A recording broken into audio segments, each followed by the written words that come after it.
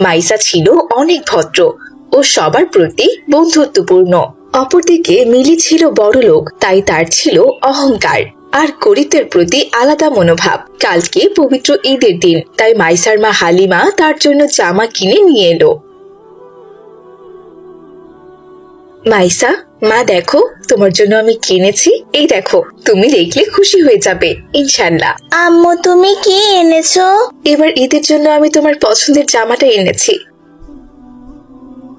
মাশাআল্লাহ, এটা আমার অনেক পছন্দ হয়েছে। শুকরিয়া আম্মু।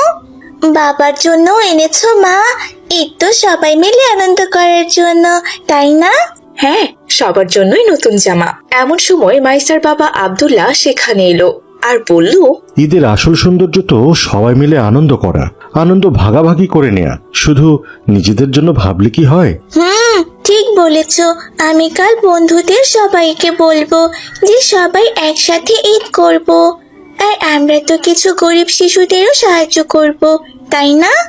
অবশ্যই মা, আমরা ঈদের আগে সদকা ও ফিতরা দিয়ে দেব, যাতে সবার ঈদ আনন্দময় হয়। সাদাকা ও ফিতরা মানে কি বাবা? এটা গরিবদের হক মা। যাদের সামর্থ্য আছে তারা যদি অসহায়দের সাহায্য করি, তাহলে তো তারাও ভালোভাবে ঈদ উদযাপন করতে পারবে। কি বলছো বাবা? তাহলে আমিও কিছু পুরনো ভালো জামা জুতা গরিব বাচ্চাদের দিয়ে দেব। ওরা যদি নতুন কিছু কিনতেও না পারে, অন্তত পরিষ্কার পরিচ্ছন্ন কিছু তো পরতে পারবে। আমার মেয়েটা যে কত বড় মনের হয়েছে, আলহামদুলিল্লাহ। আল্লাহ তাআলা তোমাকে আরো বড় করুক মা। মাইসা গরিব বাচ্চাদের জন্য জাকাত ফিতরা দেওয়ার কথা ভাবছিল। অন্যদিকে মিলি নিজের জন্য দামি দামি জিনিসপত্র কিনে এনেছে।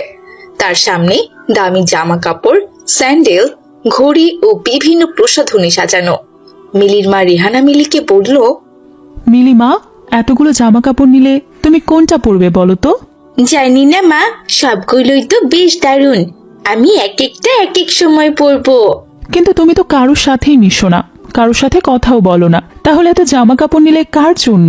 কার জন্য আবার? আমার নিজের জন্য নিয়েছি। শুধু নিজের জন্যই সবকিছু নিলে? ঈদ তো সবার সাথে ভাগাভাগি করার জন্য আর আনন্দ করার জন্য, তাই না? আমি তো ভেবেছি তুমি গরিবদের দান করবে কিছু। না মা, আমার কাছে ঈদ মানে নতুন জামা, নতুন জুতা, দামি দামি পারফিউম। আনন্দের জন্য অন্য কারো কোনো দরকার নেই আমার। আমি আমার মতো করে ঈদ করব। কিন্তু মা, এত দামি জিনিসপত্র নিয়ে একা একা ঈদ করলে কি সত্যিকারের আনন্দ পাবে? শোনো মা, অন্যরা কেমন করে ঈদ করলো তাতে আমার কোনো কিছু আসে যায় না। আমি যা কিনেছি এতেই আমি খুশি। কবে যে তুমি অন্যদের সাথে মিশতে শিখবে তা আল্লাহই ভালো জানে। এরপর ঈদের দিন সকালবেলা মহল্লা জুড়ে ঈদের আনন্দ। ছেলেরা নতুন পাঞ্জাবি পরে ঈদগাহে যাচ্ছে, মেয়েরা রঙিন জামা পরে একে অপরকে মেহেদি দেখাচ্ছে। সবাই খুশিতে মেতে উঠেছে। ঈদ মোবারক সুমাইয়া, ঈদ মোবারক জান্নাতুল। দেখো আমার নতুন জামা কেমন হয়েছে? মাশাআল্লাহ, দারুণ হয়েছে। তোমার মায়ের হাতের দেওয়া মেহেদিটাও সুন্দর লাগছে। মাইশা বলছিলে আজ আমরা সবাই মিলে মজার কিছু করব। হ্যাঁ, আমার পাড়ার ছোট ছোট বাচ্চাদের জন্য ঈদের উপহার নিয়ে যাব।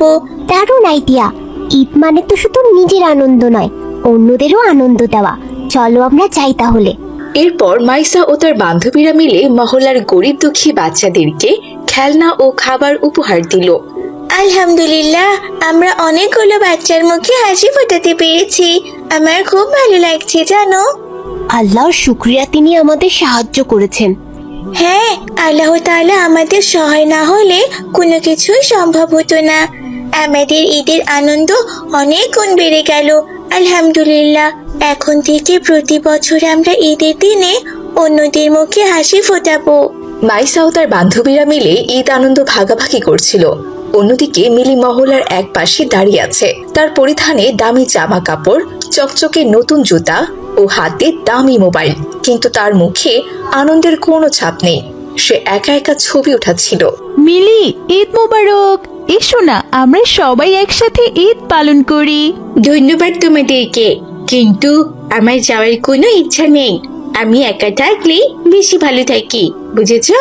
ঈদ তো একসাথে আনন্দ করার দিন, একা একা কাটালে কেমন ঈদ হবে? চলো আমরা একসাথে হাসিতে খুশিতে ঈদ যাপন করি। আমি তো সবকিছুই কিনেছি, নতুন জামা, নতুন জুতা, দামি পারফিউম। আমি একদম পারফেক্ট ঈদ করছি। তোমাদের মতো গরিবদের সাথে মিশতে হবে